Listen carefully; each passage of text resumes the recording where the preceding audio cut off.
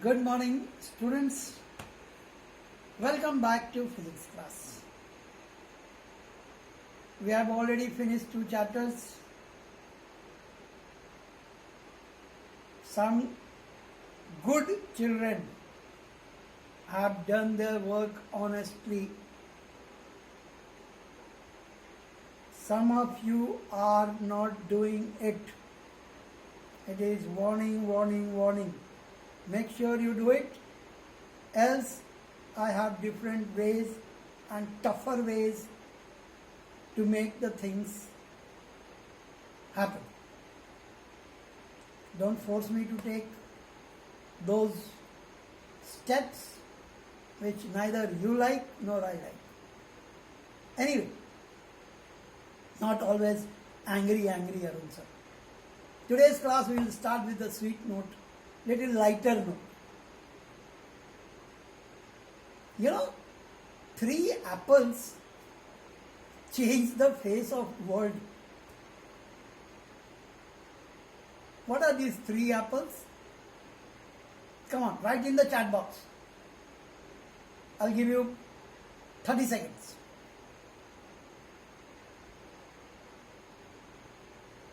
Three apples which change the fate of the world.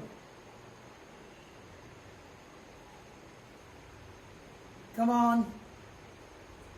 Okay, over. Your time up. Apple number 1. You know Adam and Eve's story? If you don't know, read Bible and get it. Or ask your Christian friends. They will explain it. That was the first apple. Second apple is our today's class, our business. One stupid apple fell on head of Newton, it is said, and he came out with the most difficult physics which my poor children have to study. Isn't it? Anyway. And the third apple you are very much familiar, that one bite taken apple. Of course, your laptops, mobiles and blah, blah, blah. Anyway, these 3 apples change the world. How? None of my business, you find out.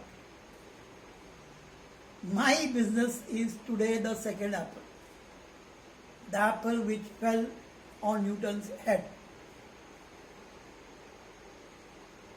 You know what a foolish fellow he was? Apple fell on the head, take it out, eat and sleep. Why do you think? To trouble the poor 9th standard students? Was he foolish fellow? No, he was a genius.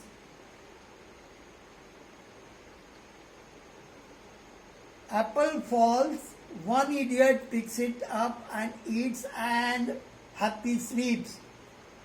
He is idiot.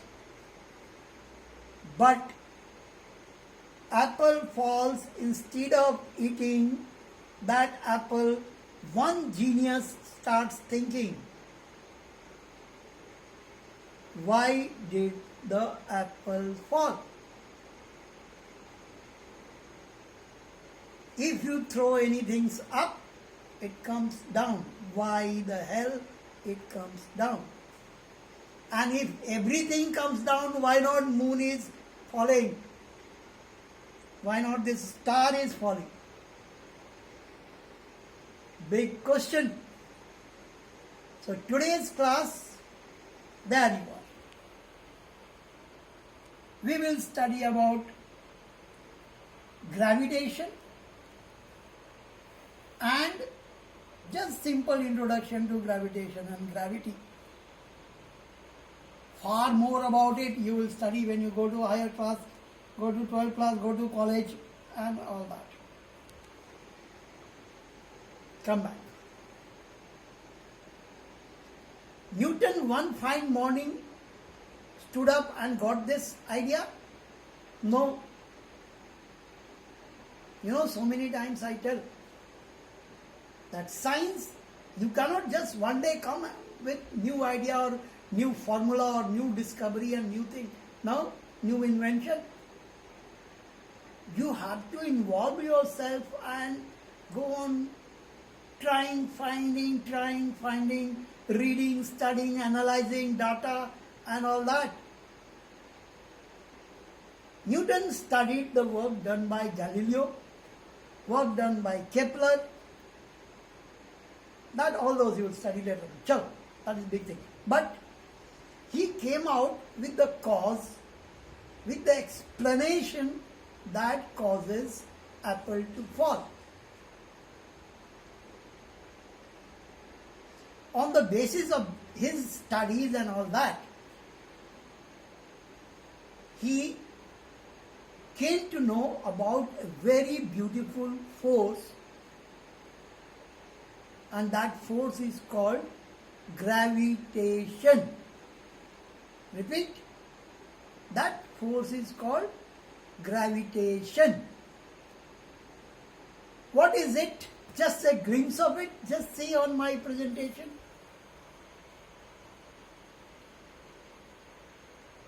The force of attraction between any two objects in the universe is called gravitation. Repeat. The force of attraction.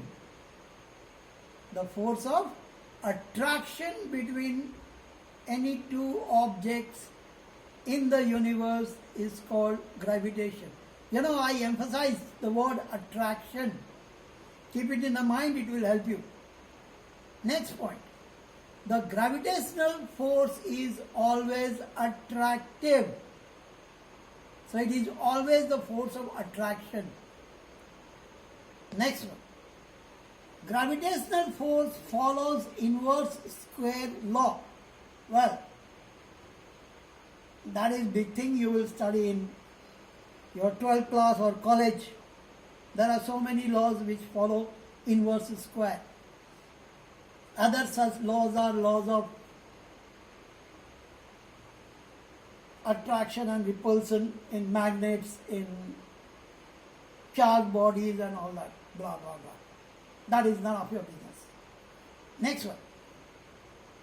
Gravitational force is quite appreciable in case of heavenly, you may also call very heavy bodies. And very simple application of gravitational force you can see in high tide. It is the force of attraction of the moon that causes high tides. Thank you to Newton sir.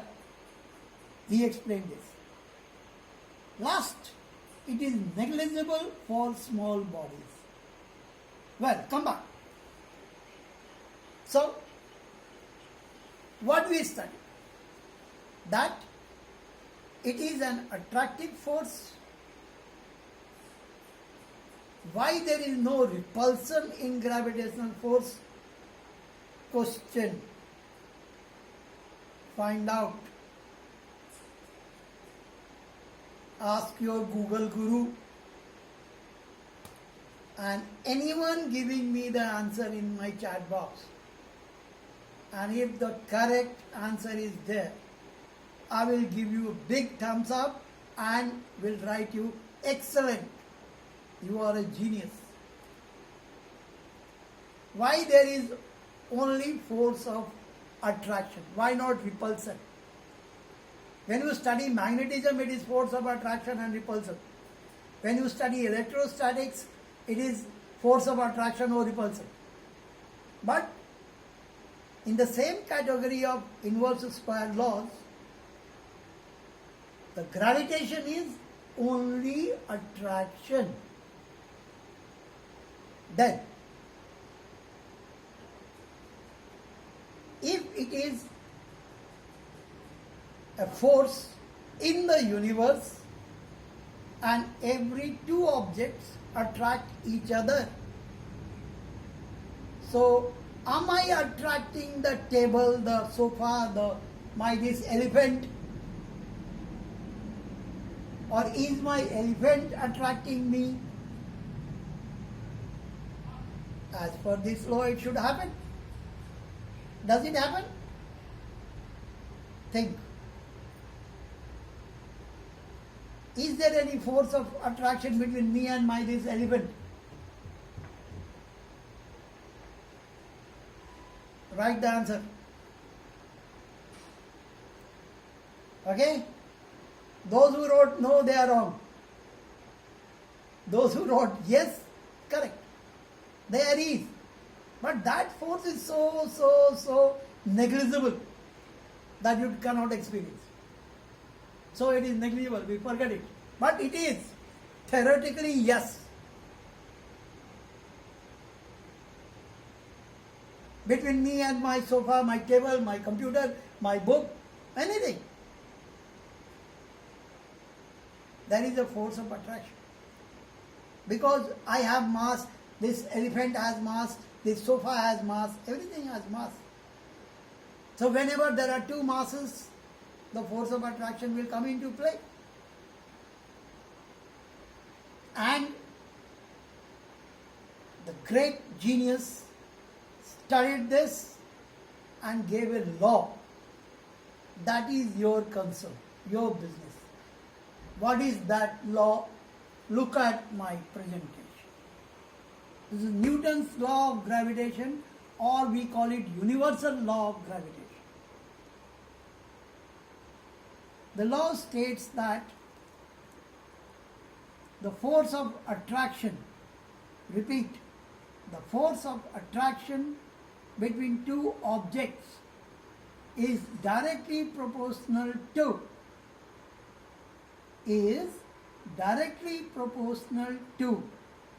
the product of their masses and inversely proportional to the square of the distance between them.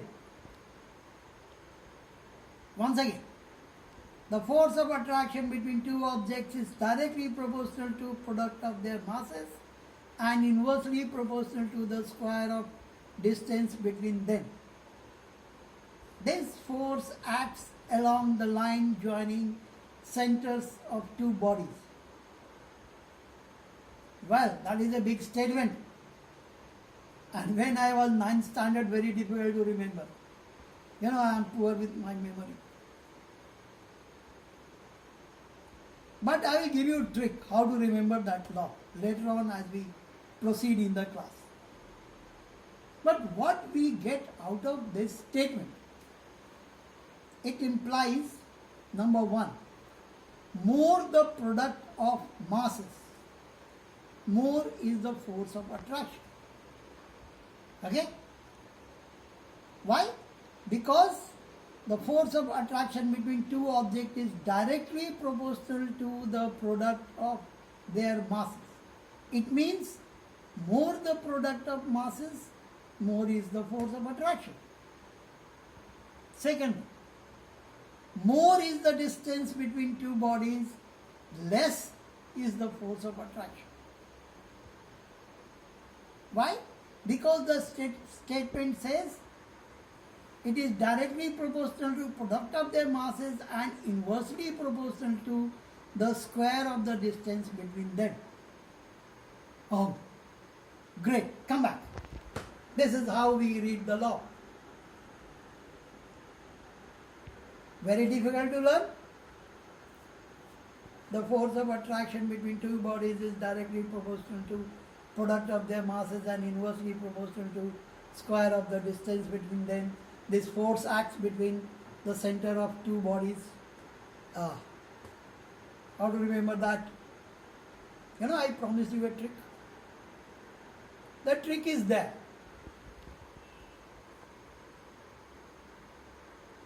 You know, that's why sometimes mathematics comes to help of physics and it helps you like anything.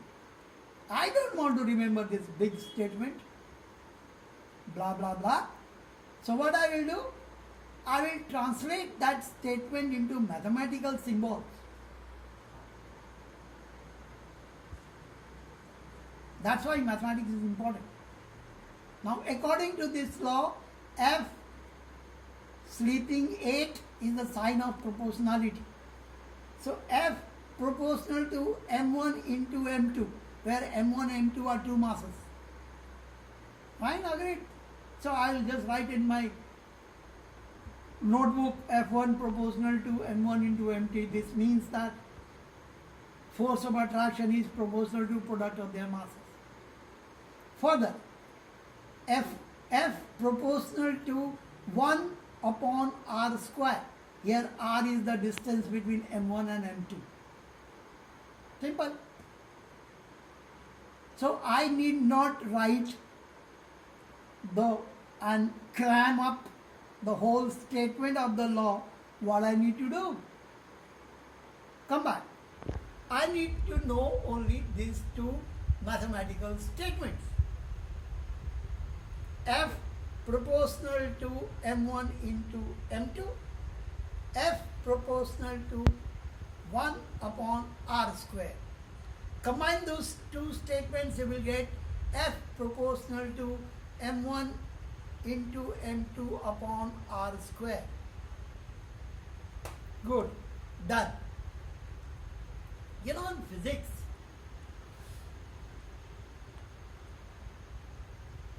we don't believe in proportionality. That is mathematician's job. A physicist of physics wants to go as accurate, as close, as specific as possible.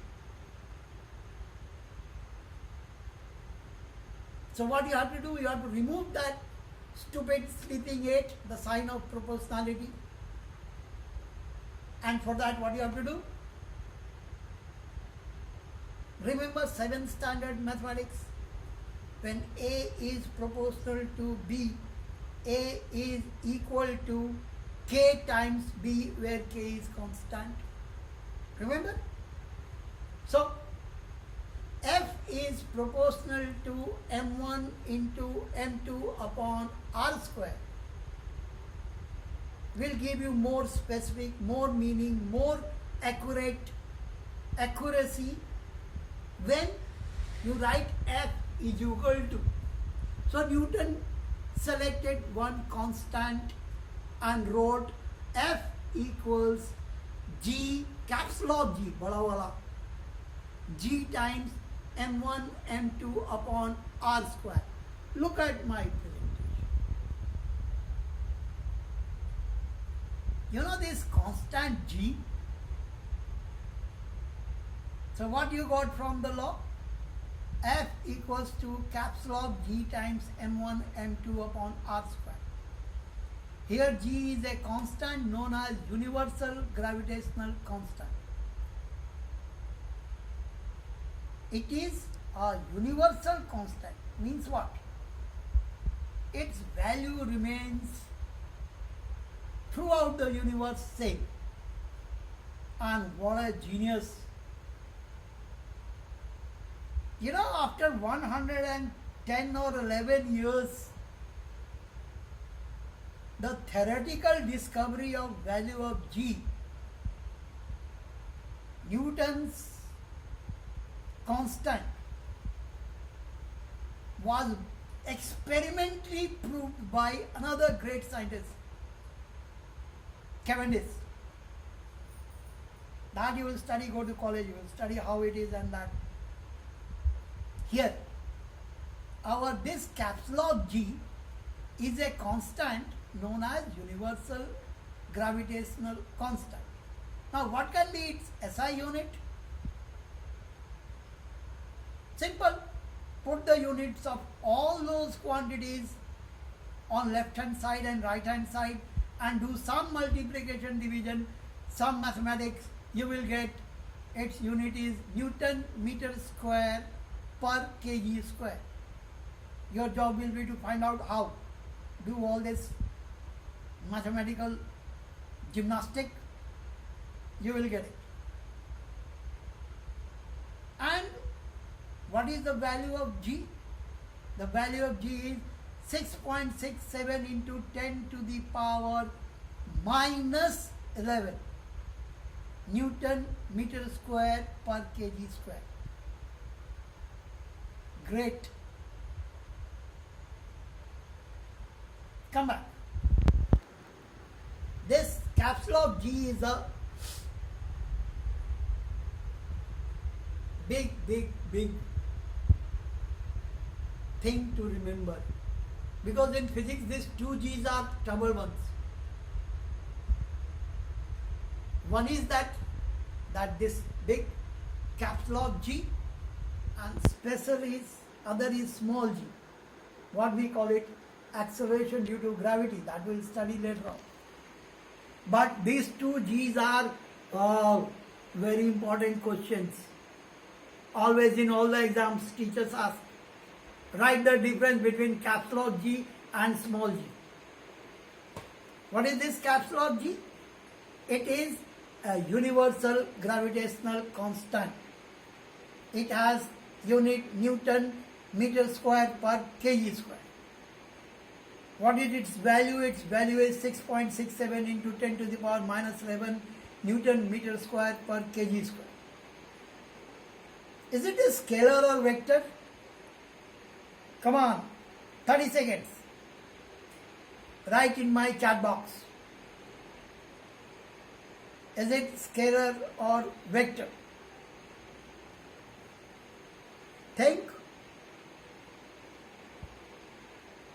Those who wrote vector, they are correct. And those who wrote scalar, they are wrong. Is it? No. Those who wrote that caps lock G is a scalar quantity, they are right. Repeat. Those who wrote the caps lock G, bada wala G, is a scalar quantity, they are right. And those who wrote G vector, they are wrong. Why I said the first statement wrong? Because generally you relate force, it has come in that force wala formula, that's why it will be vector. Immediate. Stupid thinking. But if you think, analyze, you will find out this caps lock G is a scalar quantity. Your homework, find the difference between small g and big G. As many you can find out. Or if you cannot find, don't worry, next class we will do. Hope you enjoyed my class. Stay home, be happy, all the best.